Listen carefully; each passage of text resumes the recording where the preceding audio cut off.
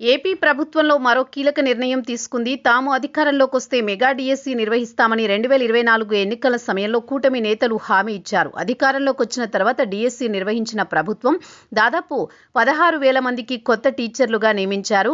ఇప్పుడు మరో డిఎస్సి నిర్వహణపైన ప్రభుత్వం నిర్ణయం తీసుకుంది. దీనికి సంబంధించిన స్కెడ్యూల్తో పాటు టెట్ నిర్వహణపైన మంత్రి లోకేష్ ప్రకటన చేశారు. ఏపీలో ఉపాధ్యాయ పోస్టుల కోసం వేచి చూస్తున్న అభ్యర్థులకు ప్రభుత్వం బిగ్ అప్డేట్ ఇచ్చింది. మరో డిఎస్సి నిర్వహణకు సిద్ధమైంది. ఈ మేరకు మంత్రి లోకేష్ ప్రకటన చేశారు. 2026 జనవరి నెలలో డిఎస్సి నోటిఫికేషన్ విడుదల, మార్చిలో పరీక్షలు నిర్వహణ జరగనున్నట్లు లోకేష్ ప్రకటించారు. మంత్రి నారా లోకేష్ తన ఎక్స్లో పోస్ట్ చేసిన ప్రకటనలో పాఠశాల విద్య, ఇంటర్మీడియట్, కళాశాల విద్య ఉన్నత అధికారులతో సమీక్ష నిర్వహించారు.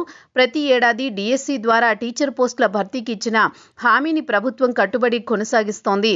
ఈ ఏడాది నవంబర్ 3వ వారంలో టెట్, 2026 జనవరిలో డిఎస్సి నోటిఫికేషన్, మార్చిలో డిఎస్సి పరీక్షలు నిర్వహించాలని అధికారులను ఆదేశించినట్లు వెల్లడించారు.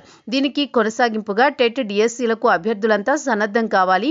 కొత్త విద్యా సంవత్సర ప్రారంభానికి ముందే కొత్త ఉపాధ్యాయులు విధుల్లో చేరేలా ప్రణాళికను అమలు చేస్తాం. అదనంగా స్పెషల్ డిఎస్సి కూడా నిర్వహిస్తామని తెలిపారు.